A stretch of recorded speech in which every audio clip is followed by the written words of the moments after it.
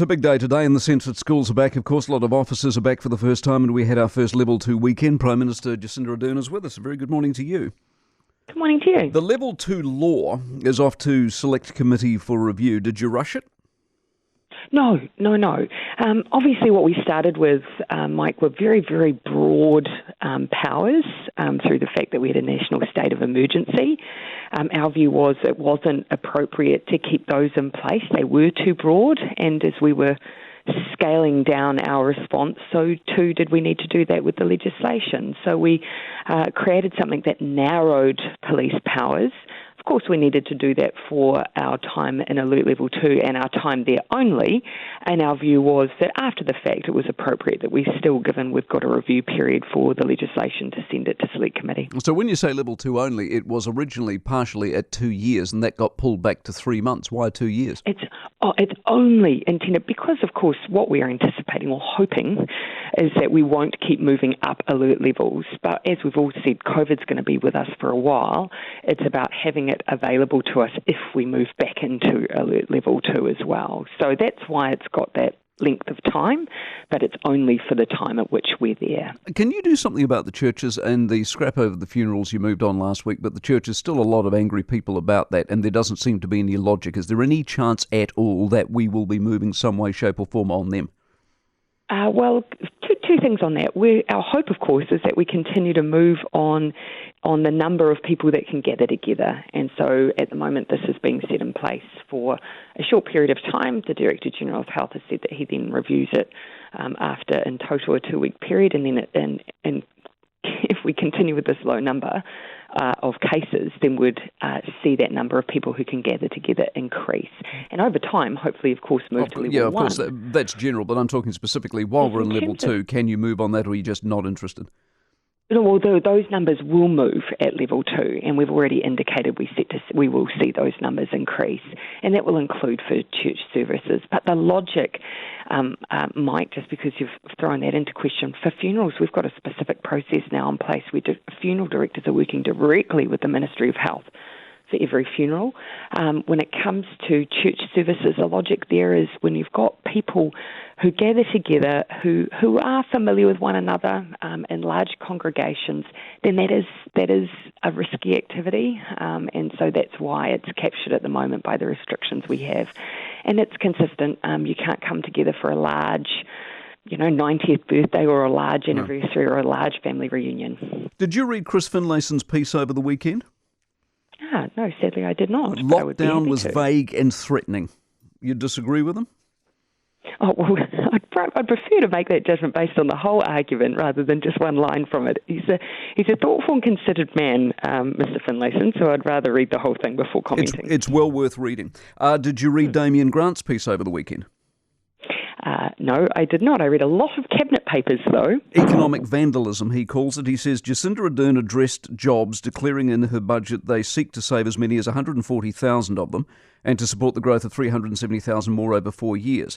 Her government is going to add 150 billion of new debt over 4 years to save 140,000 jobs. That works out to be over 1 million of jobs saved, or $300,000 if we add the mythical 370,000 jobs that will be created by fairy dust and magic. You say what? I completely disagree, and so do a number of other economists. I was just reading the perspective, for instance, of the chief economist from Westpac, who I would say would be directly counter to some of those views. Mike, this obviously is a global pandemic. Every country will find itself needing to develop its economic recovery. We have been very quick to move on supporting particularly business to maintain their employment and employees. That's one of the most important things we can do in the short term, and in the longer term, one of the most important things we can do is continue to upskill our workforce. So I stand by absolutely everything that we've done in that regard. When Treasury talks about the unemployment rate snapping back to a 4-point-something% in a couple of years, do you in your heart of hearts believe that? That is based on us utilising the investment that we've set aside. And I think that demonstrates that as government we have choices, that actually where you see the forecasting putting New Zealand in a more difficult position, it's where the choice is made not to invest. So if we weren't being willing to borrow, keeping in mind New Zealand has a very, very low rate of debt relative to other countries. But if we chose not to borrow, the economic scarring would be worse. I don't think anyone's arguing you don't need to borrow, obviously. The question around is how much fiscal responsibility is attached to the amount of money you are borrowing. But on unemployment, one of the banks said they disagree with Treasury based on the fact that what you're trying to do with trades is going to take longer than you think. You can't just take a pilot, make them a person who cuts down trees. It doesn't work that easily, and therefore when it does rise, it rises to 11%, hangs in there longer, which goes against what Treasury says. Keeping in mind as well, of course, so actually, Mike, when you look at the profile of those who are currently coming through in our early unemployment and job seeker numbers, they are tending to be 20 to 29. They are younger. They are actually, there's a chunk of them who have just come back from overseas. But that's understandable, isn't it? They're at the sharp end of the economy, aren't they? They're at the sharp end and get let go first. The stuff that's going to really hit us badly is still yet to come. Yeah, but equally, the average age of someone going into an apprenticeship, even now, is their mid-20s. You know, I was out with the construction ITO just last week. They've got a number of people who are coming in through as a second career, coming out of accounting, coming out of sales, coming out of advertising, choosing to go into building and construction because it's something they've always had a passion for. I don't think that we should view that as a long-term strategy that we shouldn't invest in the short term, because actually it can be both. Ask me the bubbles. Now, have you thought this through? The TransTasman Bubble, for example, Emirates announced last week they're into Australia as of a couple of weeks. They're going Sydney, Melbourne, into Dubai, into Europe. How do you run a TransTasman Bubble when you've got planes going out west up into Europe and you need to protect us from the virus coming in? Both Scott Morrison and I are clear that the only way that this works is if that we continue to maintain that quarantine for those coming in from outside of that area.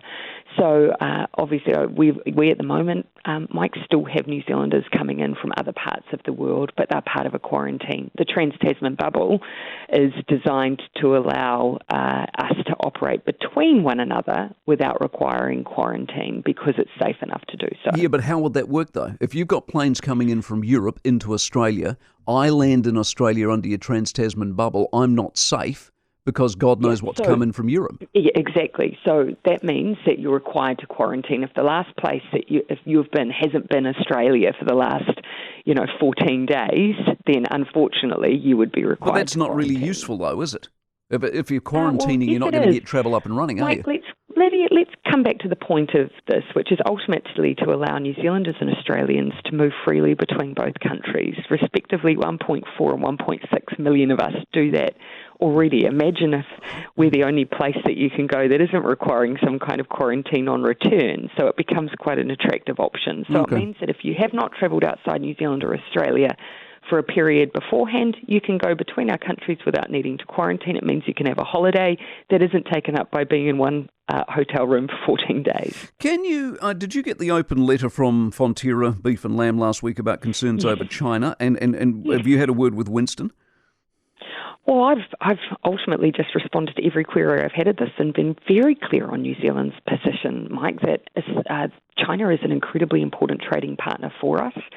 And we have maintained consistently, as respective governments of all stripes, a one China policy since we had diplomatic relations since 1972, and that hasn't changed.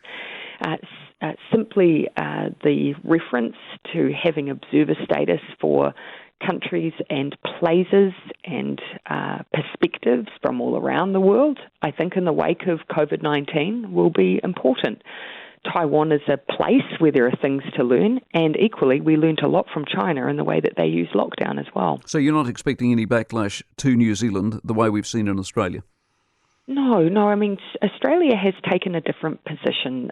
We've said when it comes to key learnings, we want this to be the process of going back and looking at how the world responded to COVID-19.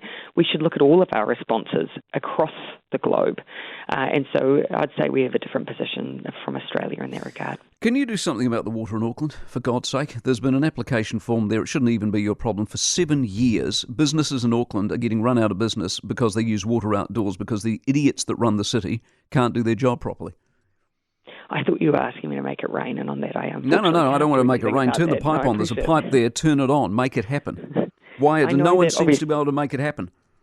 Yeah, I know that Watercare are doing work around accessing alternate sources, obviously, given that Auckland is in a pretty difficult position at the moment. But obviously this is something we're going to have to resolve in the long term, because we will more likely have these longer periods of dry spells. What can you do for now? I mean, allegedly Gough wrote to Parker. Parker didn't even reply to him. Well, I believe that actually what Watercare are doing now is securing water source at the moment, and that they do have some plans that are to bring additional water on. Doesn't it strike you as absurd that, having come through 4 and 3, there are businesses potentially going out of business because they can't turn a tap on and do their job? I mean, that's just indefensible, isn't it? Again, there's a lot of things that I will take responsibility for, but ultimately... I'm not asking you to be responsible. I'm just asking if you can actually do something, because the clowns who run Auckland can't. Well, I tend not to lash out at other people working in central or local government, because I know it's a tough job, Mike. So you can't do anything about it? We are actually. I am getting a report from David Parker on water issues today. But again, ultimately, I think the solution here is going to be finding those alternate water sources. Appreciate your time, Jacinda Ardern, the Prime Minister.